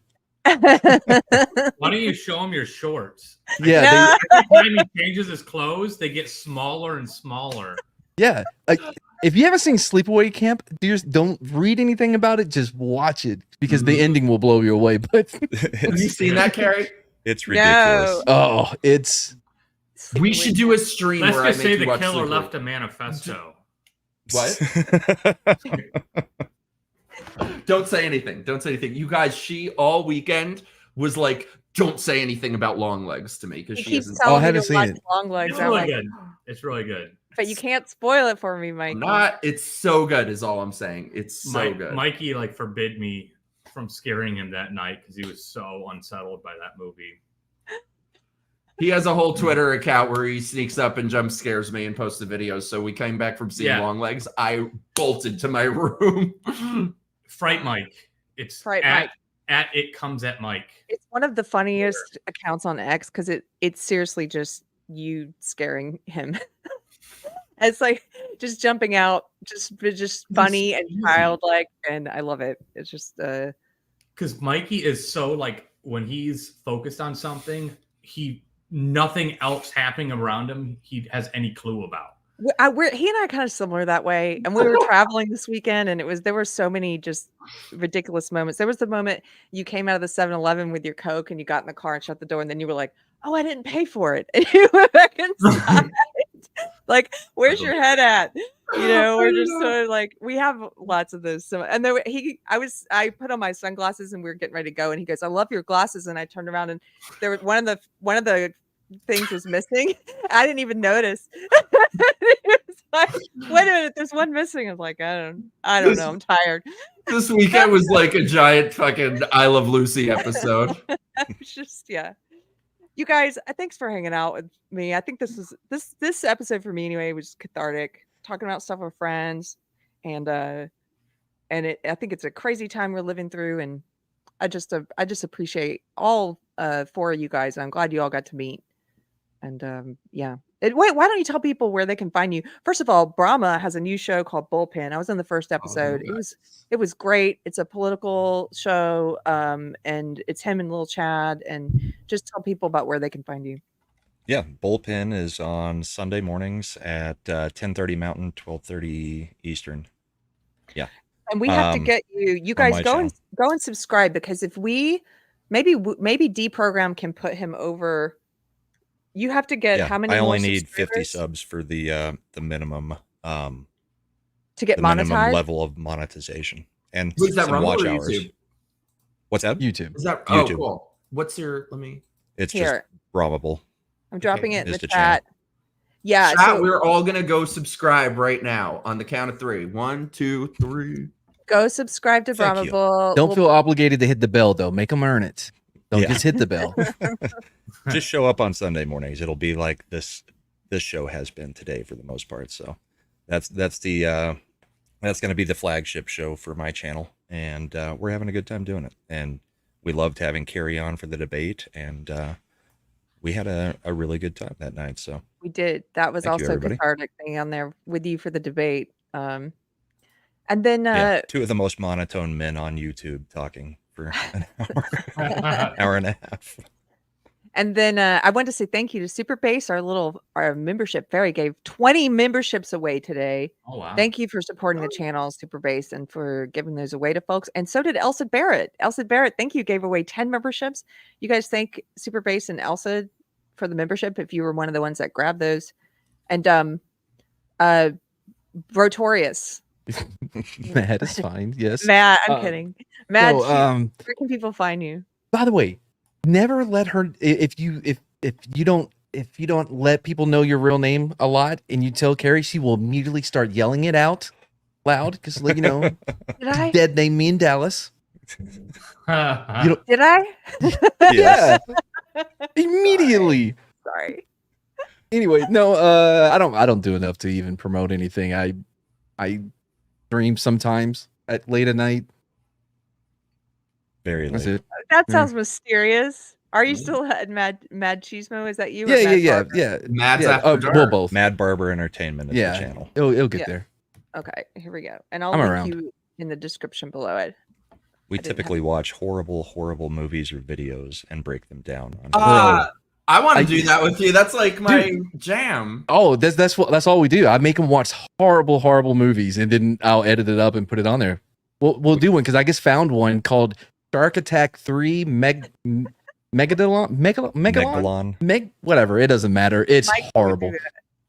Horrible movie. One I've been trying to get him to watch is the J-Lo domestic violence movie. Enough. Oh yeah, I've seen that one. Oh, that's It's bad. good. It's so good.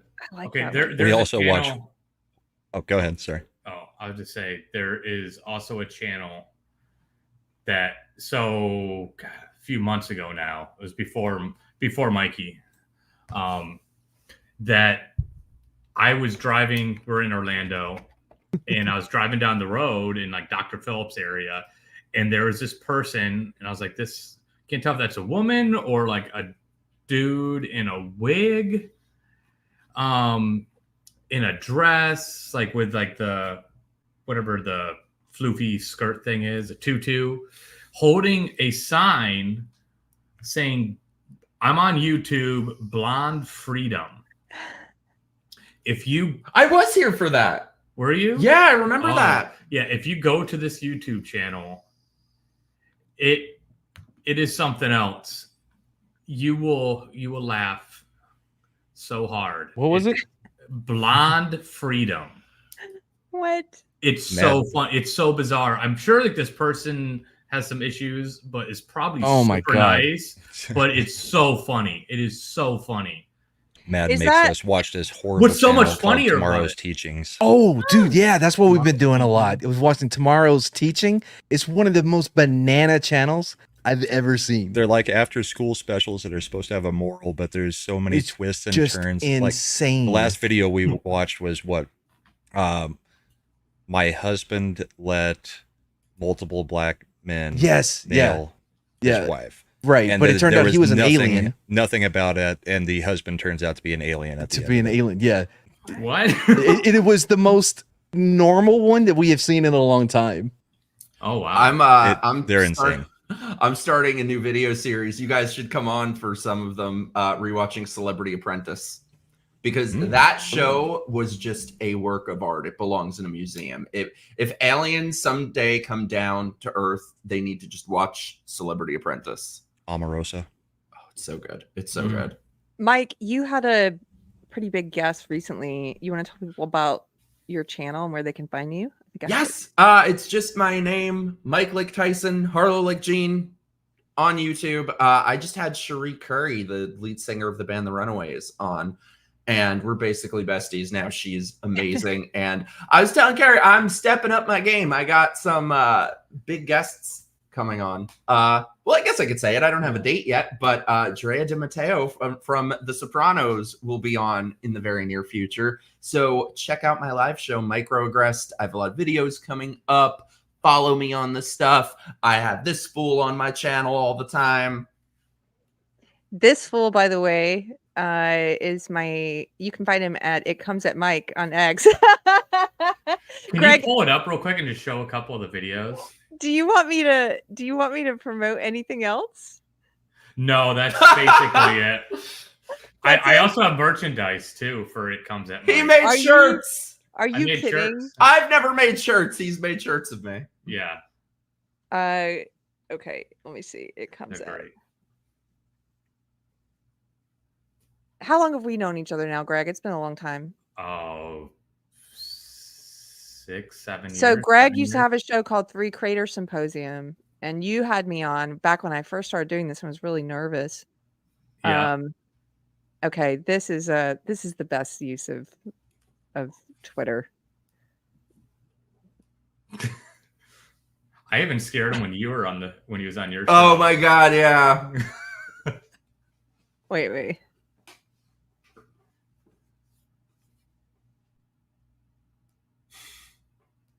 I should have worn my Fright Mike shirt. Oh yeah.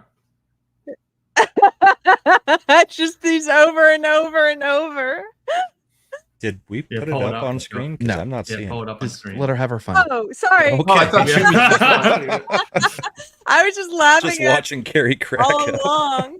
All alone. Look.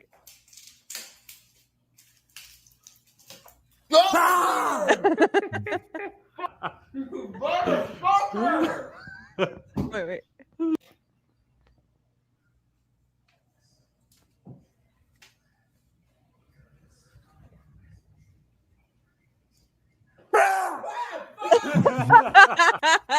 It's so stupid. Jeez. Everyone is the same. Mikey, why don't you learn? Cause he will like it'll be times when I think he's not around or something. Like he'll go out one door and then walk around the house and come in through the other door, or it'll be like 5 in the morning, or he You knows need when to to catch keep your me head off on a guard. swivel. Well, when I have it on a swivel, that's when he's not around. It's so silly. Because I love it. Like I'll be upstairs and I'll hear, because Mikey when he walks, you hear every step. He's one of them. Yeah. That's a them. And so I was like, Oh, oh, that's a I know where them. he's at. So I'll just walk around. And like I've got bad knees and like my legs are jacked up, my back is messed up. Which kind of helps because I can just do this slow, quiet walk and just get right behind him. That, and because he's oblivious to anything around him, you can get right up on his face and he has no idea you're there. Isn't the whole family joining in? Didn't your wife start scaring him too? My wife has scared him a number of times. I think my daughter has jumped in on it. Oh yeah, I'm like, I'm going to start paying people like randomly to start scaring him and send me videos. You're the worst. That's why when we saw Long Legs, I made a beeline to your room. I forgot to take out my contacts. I'm like, no, I'm sleeping in them. I'm not giving him the opportunity to appear Sleep in mine all as the time. Nicolas Cage. Yeah, one night, like I got into like this cloak that I had from Halloween, and when he was walking the neighborhood late at night, and I walked and followed him all the way down the neighborhood and got like right up on him and scared him. No, it's like you put He's the time worst. into some of them. I don't really. I just Oh. I hear an opportunity and I just go and jump. The only time I put effort was when he was walking the neighborhood. So I got in the cloak and I sat by the tree and he walked right past me, and then I just walked behind him. That's You're called the worst. white male privilege, where you can just walk around the neighborhood Yeah. and not even have to check behind trees for cloaked, people. Your cloaked figure. It's because I haven't been in Florida long enough to have a gun yet. Well, I'm so happy that you're in Florida. Your spirits are so much better than in New York. I'm very excited for what's going to happen for you there in Florida. And All thanks to him. and Pretty yeah, cool. Greg, it's pretty Say. cool. And I'm glad I got to see you this weekend. I'm glad we Me were hanging too. out. I missed you. Miss you too. Thank you, Brahma Bull, for being here. We're going to be together tomorrow on the Christian panel with Michelle from Force of Light. We're going to be talking about the movie Sound of Hope. If you guys want to see it before then, that's 6:00 Central. And Mad, thanks for being here. I'm glad I didn't accidentally tell people your real name. Yeah, you didn't dead name me. Yeah, I didn't dead name you. Thank you for having me. It's always fun. Cool. Thank you guys in the chat. Thanks for being here on a Tuesday and coming last minute. I appreciate it. Remember, we're doing book club on Thursday. Hit me up at deprogrammedpod@gmail.com if you want to be in that video book club. And I'll see you guys tomorrow. Take care. Bye. Love you. See ya.